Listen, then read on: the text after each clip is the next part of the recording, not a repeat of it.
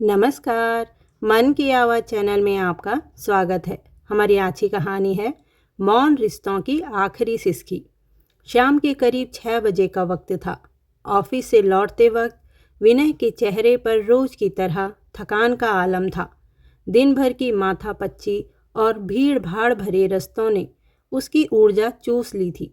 लेकिन हर दिन की तरह आज भी जब वह घर पहुंचा तो दिल में एक सुकून की चाह थी।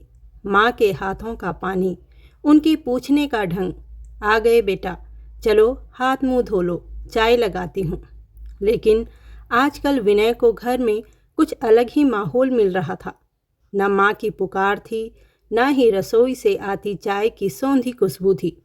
सन्नाटा कुछ इस कदर था कि मानो अभी काट खाए। विनय ने सीधे कमरे में घुसते हुए अपनी पत्नी प्रीति से पूछा, प्रीति, माँ कहाँ है? प्रीति, जो फोन में उलझी हुई थी, ने आंखें उठाकर तिरछे लहजे में जवाब दिया, तुम्हारी माँ? उन्हें तो जैसे अब घर से कोई लगाव ही नहीं रह गया है। जब देखो घर से गायब रहती हैं। जैसे ही तुम ऑफिस जाते हो वो भी अपने पंख फैलाकर उड़ जाती हैं। विनय ने हैरानी से प्रीति की तरफ देखा, पर वह रुकी नहीं। अब तो ये हाल हो गया है कि आस पड़ोस के लोग तक बातें करने लगे हैं। कोई कहता है, इतनी उम्र में भी सज धज के कहाँ निकल जाती हैं ये महिला। अरे, हमारी भी कोई इज्जत है कि नहीं? अगर उन्हें अपनी परवाह नहीं तो कम से कम इस घर का तो ख्याल रखना चाहिए ना। विनय के पैर जैसे जमीन में जम गए। प्रीति की जुबान से निकले ये शब्द उसे ऐसे लग रहे थे जैसे किसी ने दिल पर हथौड़ा मार दिया हो। विनय, तुम्हारी माँ को आजकल घर में टिकना ही नहीं आता और जाते जाते घर के सारे काम मेरे ऊपर छोड़ जाती हैं। मैं अकेली ही सब कुछ देखती हूँ और तुम्हारी माँ, वो तो जैसे अब घर की कोई जिम्मेदारी ही नहीं लेना चाहती। विनय कुछ पल चुप रहा। प्रीति की बातें उसे तलवार की तरह चुभ रही थी, पर प्रीति की जो बात उसे भीतर तक झकझोर गई थी वो थी, बदचलन हो गई है शायद। प्रीति के मुंह से निकले शब्दों में यही शब्द उसके जहन में बार बार घूम रहा था। प्रीति अभी भी बड़बड़ा रही थी, तुम ही कुछ कहो अपनी माँ से, वरना मैं एक दिन उनसे साफ कह दूंगी कि ये घर अब उनका ठिकाना नहीं है। विनय ने अपनी पत्नी की ओर देखा। प्रीति की आंखों में कठोरता थी, कोई दया नहीं। उसका लहजा दिन पर दिन तल्ख होता जा रहा था और इन दिनों वो माँ के प्रति ज़्यादा कटु होती जा रही थी। वह सोफे पर बैठ गया, माथा पकड़कर सोच में डूब गया। क्या सच में माँ कुछ छुपा रही है मुझसे, और क्यों? मगर तुरंत उसके मन से आवाज़ आई, नहीं, मेरी माँ ऐसी नहीं हो सकती। मैं अपनी माँ को बहुत अच्छे से जानता हूँ। बचपन की असंख्य यादें उसकी आंखों के सामने झूलने लगी। जब से होश संभाला था तो माँ को ही देखा था। दादा दादी की हल्की यादें जहन में थी, लेकिन माँ, जिन्होंने अकेले इस जिंदगी की नाव को खेया था। लेकिन माँ ने कभी हार नहीं मानी। माँ के लिए पूरी दुनिया ही मैं था। जब मैं स्कूल से आता तो माँ हमेशा मुझे दरवाजे पर खड़ी मिलती, मेरा टिफ़िन खोलती, हर निवाले पर पूछती, ठीक से खाया था ना। वह रात मैं खुद भूखी रह जाती, पर मेरा पेट भरती। अपनी सारी इच्छाओं को मारकर केवल एक सपना देखा, मेरा बेटा बड़ा आदमी बने। और आज जब मैं एक प्रतिष्ठित कंपनी में मैनेजर हूँ, ये मुकाम सिर्फ और सिर्फ माँ की तपस्या का ही फल है। तो क्या वो माँ ऐसी हो सकती है? नहीं, ये सोच भी उसे अपराध जैसी लग रही थी। लेकिन मन के कोने में संदेह का बीज बो दिया गया था। आखिर माँ कहाँ जा रही थी हर रोज? क्यों उन्होंने प्रीति से नहीं बताया? क्या कुछ ऐसा है जो उनसे छिपाया जा रहा है? नहीं, मेरी माँ ऐसी नहीं हो सकती। मेरी माँ ममता की मूरत है। विनय को माँ की एक एक बात याद आने लगी। बेटा, बाहर ज़्यादा देर मत रहना, बाहर का खाना मत खाना, ऑफिस पहुँचते ही एक कॉल ज़रूर कर देना। तो मैं कभी भी इन बातों को नज़रअंदाज नहीं करता था। मैं जानता था कि माँ की इन बातों के पीछे कोई दिखावटी चिंता नहीं थी। ये उन असंख्य रातों का परिणाम था जो माँ ने मेरी खैरियत के लिए जागते हुए काटी थी। इसलिए ऑफिस पहुँचते ही माँ को कॉल करना मेरी दिनचर्या का हिस्सा बन चुका था। मैं जानता था कि माँ मेरी आवाज़ सुनकर ही सुकून महसूस करती है, लेकिन पिछले कुछ हफ्तों से माँ बदल सी गई थी। वो जो हमेशा सुबह उठकर मुझे मुस्कुराकर विदा किया करती थी, अब वो चुपचाप रहने लगी थी। उनके चेहरे पर पहले जैसी रौनक नहीं थी। ऐसा लगता जैसे किसी गहरी सोच में डूबी रहती हूँ। शुरू में मुझे लगा कि शायद बढ़ती उम्र का असर है, लेकिन एक बेटे का दिल माँ के मन की हलचल को भांप ही जाता है। अब तो जब मैं ऑफिस से फ़ोन करता तो माँ कहती, बेटा अभी बाहर हूँ, बाद में बात करती हूँ। कभी कहती, सहेली के घर आई हूँ। यह बात अजीब थी क्योंकि माँ बहुत कम बाहर जाती थी और उनकी कोई करीबी सहेली भी नहीं थी। मेरे मन की शंका के बीज पनपने लगे थे। क्या माँ मुझसे कुछ छुपा रही थी? लेकिन क्यों और क्या? फिर एक दिन जब मुझे ऑफिस से जल्दी छुट्टी मिल गई तो मैंने तय किया कि माँ का पीछा करूँगा। मन में अपराध बोध था कि ऐसा करना ठीक नहीं, लेकिन माँ की बदली आदतों ने मुझे बेचैन कर दिया था। एक दिन मैं चुपचाप माँ के पीछे पीछे चल पड़ा। माँ घर से निकली और पैदल पैदल एक ऑटो में बैठ गई। मैंने भी एक रिक्शा लिया और उनके पीछे चल पड़ा। रास्ता मुझे कुछ कुछ जाना पहचाना सा लग रहा था, लेकिन माँ जिस जगह रुकी वह देखकर मैं अचंभित रह गया। वो एक सरकारी अस्पताल था। दिल जोर जोर से धड़कने लगा। क्या माँ बीमार है? क्या मुझसे अपनी बीमारी छिपा रही हैं? माँ अस्पताल के अंदर गई और एक वार्ड की ओर बढ़ी। मैं थोड़ी दूरी पर रुक गया। जब माँ एक विशेष कमरे में दाखिल हुई तो मैंने खुद को और नज़दीक किया। थोड़ी हिम्मत जुटाकर मैं उस वार्ड के पास पहुंचा और पर्दे की ओर से झांक कर देखा। मेरी सांसें जैसे थम सी गई। माँ एक वृद्ध व्यक्ति का हाथ पकड़े जोर जोर से रो रही थी। वो बुजुर्ग व्यक्ति भी रो रहे थे। उनके चेहरे पर दर्द और अपनापन दोनों थे। मैं कुछ समझ नहीं पा रहा था। कौन है ये व्यक्ति? माँ इन्हें क्यों इतना भावुक होकर देख रही हैं? उनका क्या रिश्ता है? मैं वहीं स्तब्ध खड़ा रहा। आंखें फटी की फटी रह गई। दिमाग जैसे सुन्न हो गया था। कुछ देर बाद माँ वहाँ से निकल पड़ी और मैं चुपचाप घर लौट आया।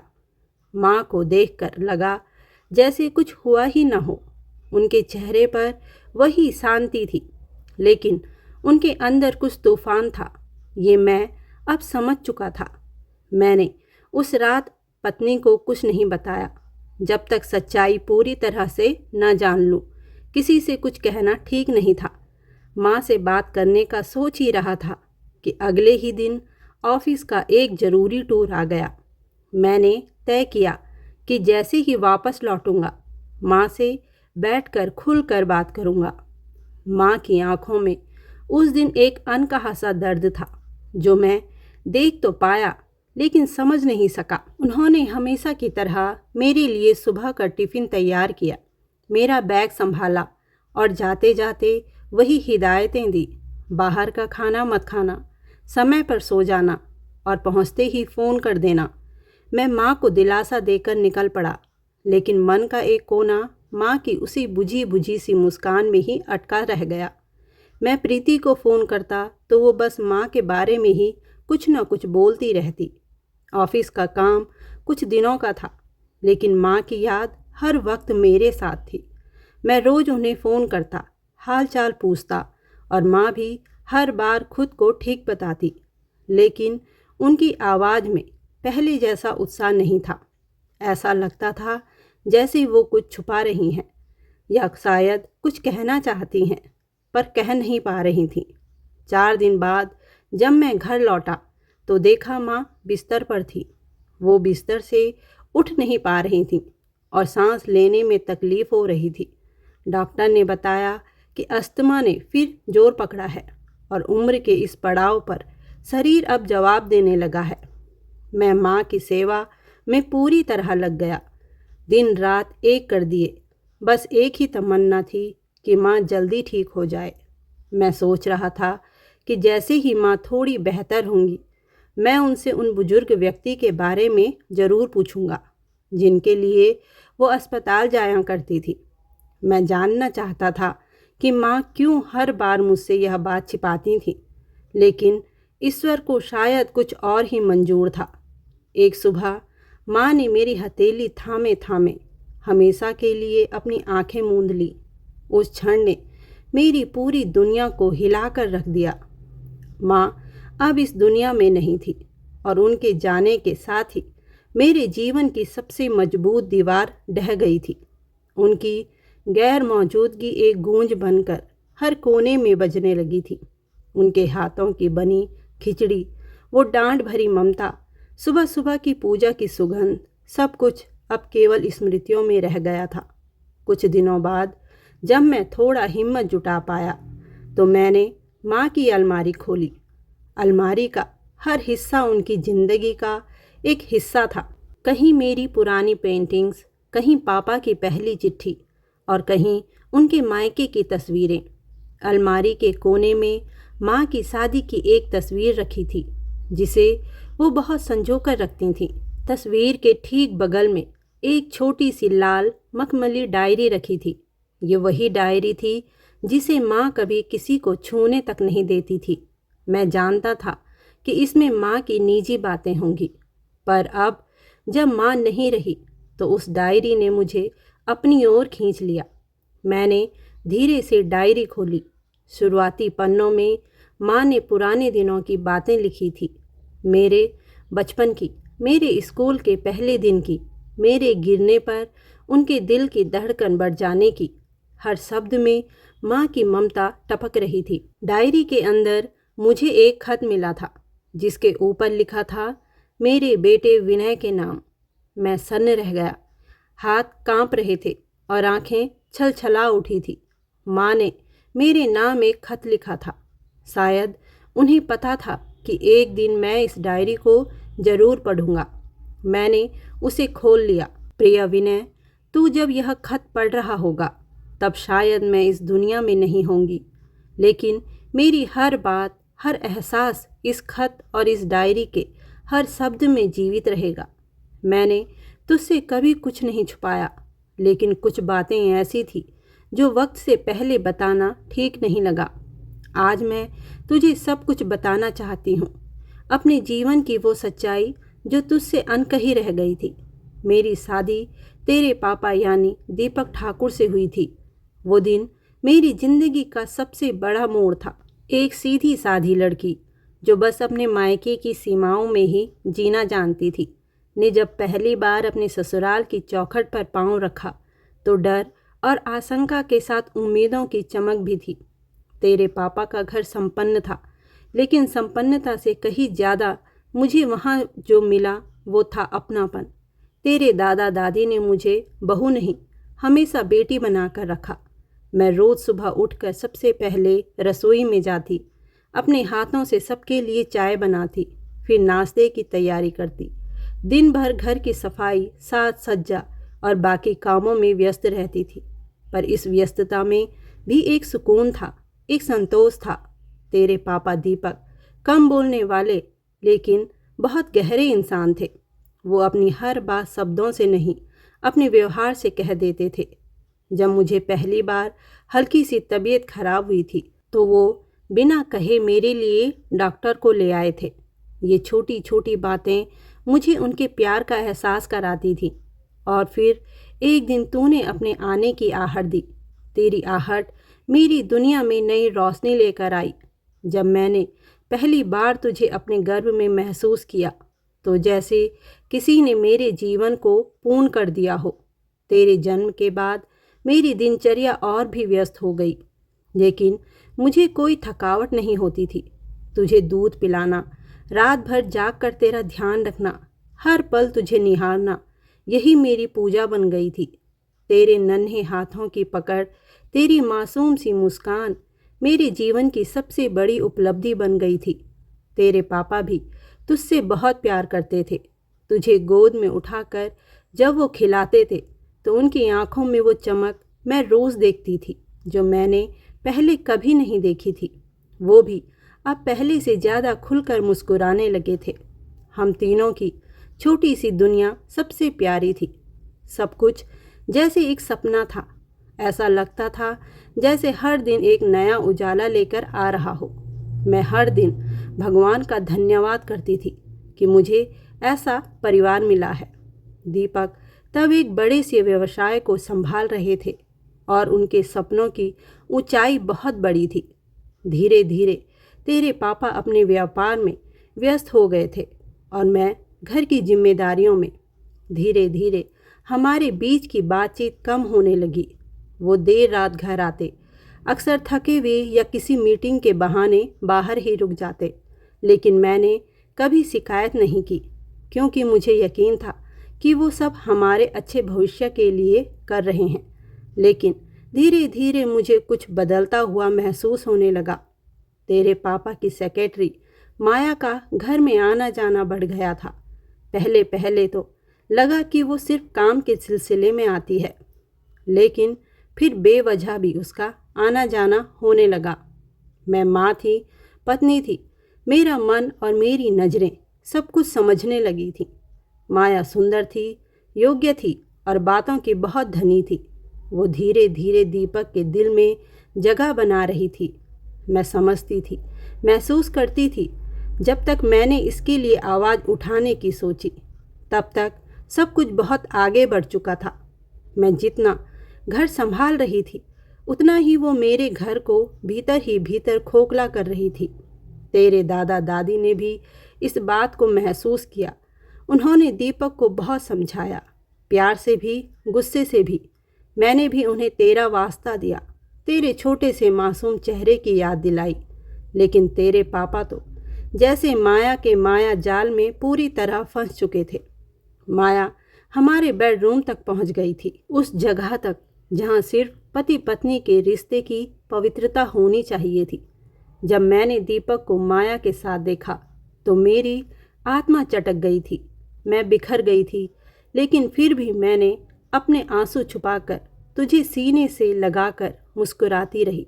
मुझे नहीं पता था कि किस दिन ये रिश्ता खत्म हो जाएगा। और एक दिन तेरे दादा दादी ने तब एक कठोर निर्णय लिया। उन्होंने दीपक से रिश्ता खत्म कर लिया। हमने माया को हमारे घर से बाहर कर दिया। लेकिन उस दिन हमारे घर से केवल माया नहीं, दीपक भी उसी के साथ चले गए। मैंने तुझे अपनी पूरी ताकत, अपनी पूरी ममता और अपने टूटे हुए सपनों के बीच पाला है विनय। तेरा चेहरा ही मेरी हिम्मत बना रहा। जिस दिन तेरे पापा माया के साथ घर से चले गए, उस दिन के बाद मैंने कभी उनसे बात नहीं की और ना ही उनसे कभी मिलने की कोशिश की। एक औरत के लिए अपने पति से रिश्ता तोड़ देना आसान नहीं होता, लेकिन जब आत्मसम्मान, आत्मविश्वास और आत्मा ही घायल हो जाए तो बंधन भी बोझ बन जाते हैं। मैंने खुद को तेरे लिए समर्पित कर दिया। मेरी दुनिया सिर्फ तू था और तेरे स्नेह में ही मैंने अपने सारे घावों को छुपा लिया था। जब तू बड़ा हुआ, तेरी शादी हुई, तो मैं चाहती थी कि तेरे जीवन में मेरी जैसी पीड़ा ना आए। इसलिए तुझे हमेशा सिखाया, समझाया, पत्नी का सम्मान करना और उसके लिए वफादार रहना सिखाया। लेकिन बेटा, समय बड़े अजीब रंग दिखाता है। कुछ दिन पहले जब मैं बहू को लेकर अस्पताल गई थी, एक अजनबी सी शक्ल मेरी निगाहों से टकराई। वो चेहरा जिसे मैंने कभी आंखों से दूर करने की कसम खाई थी। तेरे पापा थे वो, थका हारा, बुझा बुझा सा चेहरा, जिन आंखों में कभी आत्मविश्वास की चमक हुआ करती थी, अब उनमें असहायता का सैलाब था। मैं एक पल के लिए जड़ हो गई और तभी मन के किसी कोने से आवाज़ आई, वो चाहे जैसा भी हो, कभी तुम्हारा था। एक इंसान जो तुम्हारा भूत था, आज अपने वर्तमान से हार कर तुम्हारे सामने खड़ा है। मैंने उनकी ओर कदम बढ़ाए और दूर से देखा कि वो हॉस्पिटल के एक बेंच पर बैठे थे। कपड़े पुराने और मैले थे, चेहरा थका हुआ और आंखें सूनी। पूछताछ करने पर पता चला कि उन्हें कुछ महीनों पहले ही स्ट्रोक आया था और उनकी देखभाल करने वाला कोई नहीं था।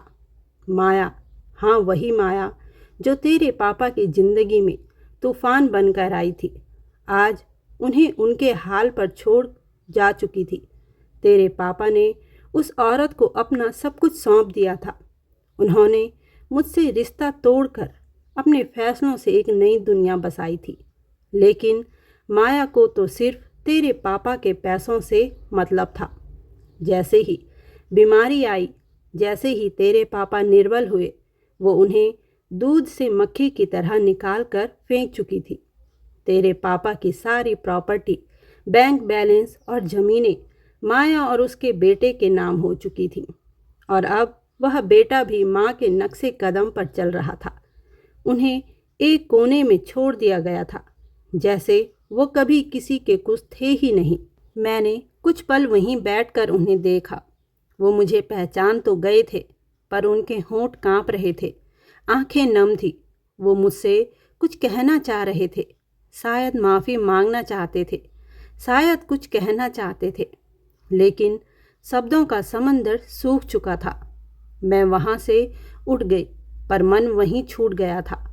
उसके बाद मैं रोज़ उनके पास जाने लगी, उनके इलाज के लिए डॉक्टर से बात करती, उनकी दवाइयों का इंतज़ाम करती, उन्हें खाना खिलाती। बेटा, मैं हर दिन थोड़ी थोड़ी उस नफ़रत को पिघलते हुए महसूस करती रही। मैंने उन्हें माफ़ नहीं किया था, पर उनके अकेलेपन का साथ जरूर दे रही थी। शायद इसी को इंसानियत कहते हैं, और यही वजह थी कि मैं तुझसे कुछ नहीं कहती थी। मैंने जानबूझकर तुझसे इस बारे में नहीं कहा, क्योंकि मुझे नहीं पता था कि तू क्या सोचेगा। शायद तू मुझे कमज़ोर समझे, शायद तू मेरे निर्णय को गलत माने, लेकिन अब जब मैं ये खत तुझे तक पहुंचा रही हूँ, तो मेरी आँखों में कोई संकोच नहीं है, सिर्फ सच्चाई है। मैंने जो किया उसका पछतावा नहीं है। अगर ज़िंदगी एक और मौका देती तो शायद मैं वही करती, उनके लिए नहीं बल्कि अपनी आत्मा की शांति के लिए। उनके जीवन का अंतिम समय कुछ सुकून से बीते, यही मेरा उद्देश्य था और कुछ नहीं। बेटा, मैंने तेरे पापा के साथ जो समय बिताया वो मेरे जीवन का एक अहम हिस्सा था। चाहे जितनी भी तकलीफ़ें आई, मैंने उस रिश्ते को जितना निभा सकती थी निभाया, लेकिन अंत में जो हुआ वो उनके अपने फैसलों का नतीजा था। और आज जब वो सब कुछ खोकर अकेले हैं, तो इंसानियत ने मुझे उन्हें सहारा देने के लिए मजबूर कर दिया। मैं जानती हूँ कि तू समझदार है, एक दिन तू भी समझेगा कि इंसान को केवल रिश्तों से नहीं बल्कि अपने कर्मों से परखा जाता है। मैं आशा करती हूँ कि तू हमेशा अपने फैसले सोच समझ कर लेगा। रिश्ते बहुत कीमती होते हैं, पर आत्मसम्मान उनसे भी बढ़कर होता है। मुझे पता है तू मेरे पीछे भी आया था, और बेटा, जिस दिन तू मेरे पीछे पीछे अस्पताल आया था, वह दिन मेरी ज़िंदगी का एक ऐसा पल था जो कभी भुलाया नहीं जा सकता। उस दिन मैंने तेरे पापा को पहली बार माफ़ी मांगते देखा। मेरी आँखों के सामने एक ऐसा दृश्य था जिसने मेरी पूरी समझ को झकझोर कर रख दिया। उस दिन वो सीधे आँखों में देख रहे थे। उनकी आँखों में जो पश्चाताप और पछतावा झलक रहा था, उसे मैं शब्दों में बयान नहीं कर सकती। उनके शब्द गूंज रहे थे, मैंने जो किया वह मेरी सबसे बड़ी भूल थी। मैं तुम्हारा गुनहगार हूँ, और सिर्फ तुम्हारा नहीं, मैं विनय का भी गुनहगार हूँ। वैसे तो मेरी गलती माफ़ी के लायक नहीं है, लेकिन अगर हो सके तो मुझे माफ़ कर दो। तेरे पापा की आंखों में मैंने उस दिन पश्चाताप के आंसू देखे। माँ के लिखे अक्षर अब धुंधले पड़ने लगे थे। माँ के हर शब्द, हर वाक्य में उनकी सांसों की थकावट, दिल की चुप्पी और आंखों की नमी घुली हुई थी। ऐसा लग रहा था मानो कागज़ की लकीरों में उसका सारा दर्द समा गया हो। मैंने जब उन अक्षरों को पढ़ने की कोशिश की तो मानो मेरी आंखें नहीं, मेरा मन रो रहा था। माँ की लिखावट जो कभी तेज, सुंदर और सजीव हुआ करती थी, अब कांपती हुई, टूटी हुई और थकी थकी सी लग रही थी, जैसे हर शब्द लिखते वक्त उनके हाथ कांपे हो और दिल भारी हो गया हो। एक अधूरी पुकार जो शायद माँ ने जिंदगी भर खुद में दबाए रखी थी। माँ ने आगे लिखा था, तुम जानते हो बेटा, जीवन में गलती करना एक आम बात है। हर इंसान गलतियाँ करता है, लेकिन गलती करने के बाद जब दिल से पछतावा हो और माफ़ी मांगने की हिम्मत जुटाए, तभी हम इंसान बनते हैं। उस दिन मुझे महसूस हुआ कि तेरे पापा ने अपनी गलती को मान लिया है। यह उनके अंदर की मजबूती थी कि वे सामने आकर माफ़ी मांग रहे थे। बेटा, मैंने उन्हें माफ़ कर दिया है। माफ़ी देना सबसे बड़ा बलिदान और सबसे बड़ा उपहार होता है जो हम अपने दिल को और रिश्तों को देते हैं। मैं चाहती हूँ कि तुम भी उन्हें माफ़ कर दो, क्योंकि माफ़ी में ही दिलों को जोड़ने की शक्ति होती है। माफ़ी से घाव भरते हैं, रिश्ते मजबूत होते हैं और ज़िंदगी में एक नया अध्याय खुलता है। माँ के रूप में मेरी यह आखिरी विनती है कि तू उन्हें एक बार अस्पताल जाकर ज़रूर देखना। यह सिर्फ एक दौरा नहीं होगा, बल्कि तेरे दिल के टूटे हुए टुकड़ों को जोड़ने की एक कोशिश होगी। तो उन्हें अपनी आँखों से देखना, उनकी पीड़ा को महसूस करना। शायद एक बार फिर से उस रिश्ते को संभालने का मौका मिलेगा जो टूटता नजर आ रहा है। तुम्हारी माँ। मैं समझ गया कि माँ कभी पापा के बारे में बात क्यों नहीं करना चाहती थी। माँ इतना दर्द, इतनी तकलीफ अपने अंदर लिए चुपचाप जीती रही, मुस्कुराती रही, लेकिन कभी किसी से कुछ नहीं कहा। वो हमेशा यही कहती थी, बेटा, कुछ बातें दिल में रखना ही बेहतर होता है। हर दर्द दुनिया से बांटा नहीं जाता। मैंने कई बार देखा था कि माँ अकेली बैठी हुई छत की ओर एकटक निहारती रहती, या फिर मंदिर के सामने घंटों बैठी रहती। कई बार पूछने पर वो टाल जाती थी, बस ऐसे ही, कुछ नहीं। उस समय मैं समझ नहीं पाया था कि माँ क्या झेल रही थी। आज जब उनकी डायरी में उनके जज्बातों को पढ़ा, तब समझ आया कि उनके सीने में कितनी चुभती हुई चुप्पियाँ दबी थी। पापा की बेवफाई, उनका बदल जाना, एक दूसरी औरत के लिए घर और बीवी को भुला देना, ये सब कुछ माँ को तोड़ गया था। लेकिन उन्होंने ये टूटन कभी जाहिर नहीं होने दी। उन्होंने घर चलाया, बेटे को पाला, परिवार को बांधे रखा और खुद एक खामोश पीड़ा बनकर जीती रही। माँ के शब्दों ने जैसे मेरे अंतर मन को झकझोर दिया। बेटा, मैंने उन्हें माफ़ कर दिया है। अगर हो सके तो तू भी माफ़ कर देना। एक बार उन्हें देखने ज़रूर चले जाना। कितना बड़ा दिल था माँ का, कितनी विशाल आत्मा थी उनकी, जिन्हें किसी ने जीवन भर दर्द ही दिया। उन्हें भी माँ अंतिम समय में क्षमा कर गई। ये केवल एक माँ ही कर सकती है। जब मैं अस्पताल पहुँचा, पापा की हालत देखकर मेरा दिल बैठ गया। वे एक कोने में अकेले पड़े थे। जब मैंने अपना नाम बताया, उन्होंने आंखें खोलकर मुझे देखा और फफक कर रो पड़े। उनके शब्द मेरे कानों में गूंजने लगे, माफ़ कर दे बेटा, तेरी माँ को मैंने बहुत दर्द दिया, तुझसे रिश्ता तोड़ा, अब खुद टूट गया हूँ। उसने तो शायद मुझे माफ़ भी नहीं किया, इसलिए तो इतने दिनों से मुझसे मिलने भी नहीं आई है। मैंने उनके सिर पर हाथ रखा और कहा, माँ आपको माफ़ कर चुकी है। बस ये बात खुद कहने के लिए अब वो इस दुनिया में नहीं है। उनके चेहरे पर पहले से ही थकान की लकीरें थीं। लेकिन जब मैंने कहा, माँ अब इस दुनिया में नहीं रही, तो उन लकीरों में एक अजीब सी शांति उतर आई। एक चुप्पी जो चीखों से कहीं ज़्यादा भारी थी। उनकी आंखों में जो आंसू भरे, वो बस आंसू नहीं थे, वो शायद पछतावे के समंदर थे, जिनमें उन्होंने सालों से छिपाए गिल्ट को बहने दिया। उन्होंने मुझे देखा, बस देखा, कुछ कहने की कोशिश की, लेकिन सब साथ छोड़ चुके थे। शायद माँ के जाने की खबर ने वो आखिरी उम्मीद भी छीन ली थी जो उनके अंदर अब तक बची थी। उन्होंने कांपते हाथों से जैसे ही मेरा सिर सहलाया, ऐसा लगा मानो बरसों की तपती रेत पर अचानक कोई शीतल छांव उतर आई हो। उनकी आंखों से बहते आंसू मेरी आत्मा को भिगो रहे थे। वो आंखें जो कभी माँ को छोड़कर चले गए थे, आज शायद सबसे ज़्यादा उसी माँ के लिए रो रही थी। उनके होंठ हिले पर आवाज़ जैसे गले में ही अटक गई हो।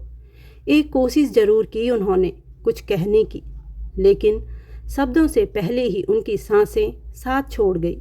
मैं स्तब्ध खड़ा था, जैसे किसी ने समय को रोक दिया हो। वह क्षण जब उन्होंने अपना हाथ मेरे सिर पर रखा था, जीवन का सबसे भारी और सबसे हल्का क्षण बन गया। भारी इसलिए क्योंकि वह अंतिम स्पर्श था एक पिता का, और हल्का इसलिए कि वर्षों की नफरत, शिकायतें और दर्द उस स्पर्श में बहकर निकल गए थे। डॉक्टर भागते हुए आए, नर्सें मशीनें लेकर दौड़ीं, लेकिन सब व्यर्थ था। वह एक लम्हा जिसमें उन्होंने खुद को मुझे सौंप दिया था, उनके जीवन का अंतिम लम्हा बन गया। मैं बहुत देर तक वहीं बैठा रहा, उनका ठंडा होता हाथ अपने हाथों में लिए। मेरी आंखों से आंसू लगातार बह रहे थे। यह आंसू किसी पछतावे के नहीं थे, यह आंसू उस प्रेम के थे जिसे मैंने माँ की डायरी में पढ़ा था और अब पिता की आंखों में देखा था। अगले दिन मैंने पूरे विधि विधान से उनका अंतिम संस्कार किया। माँ की तस्वीर उनके सिरहाने रखी, क्योंकि मैं जानता था उनकी आत्मा माँ से मिलने जा रही थी। अग्नि की लपटों के बीच मुझे दोनों की याद एक साथ आई, माँ की चुप्पी, पिता का पश्चाताप और अंत में वह अंतिम मिलन जो शब्दों से नहीं आत्मा से हुआ था। जब चिता की आग धीमी पड़ी और राख में सिर्फ कुछ स्मृतियां शेष रह गई, तब मैंने सिर झुकाकर कहा, माँ पापा, आप दोनों अब एक साथ हैं। काश ये सब कुछ पहले हो जाता, लेकिन शायद यही जीवन है, अधूरेपन में भी पूर्णता खोज लेना। उन दोनों को इस तरह एक साथ जाना एक सच्चाई को उजागर कर गया कि प्रेम जब सच्चा होता है तो वह समय, दूरी, शिकायतें और यहाँ तक कि मृत्यु की सीमाएं भी पार कर जाता है। और मैं अब हर रात माँ की डायरी को पढ़कर, माँ पापा की तस्वीर के सामने दीप जलाकर बस यही महसूस करता हूँ कि कहीं ना कहीं वो दोनों आज भी साथ हैं, एक दूसरे के पास और मेरे हृदय के भीतर। धन्यवाद दोस्तों। कहानी पसंद आई हो तो कमेंट, लाइक, चैनल को सब्सक्राइब ज़रूर करिएगा। धन्यवाद दोस्तों।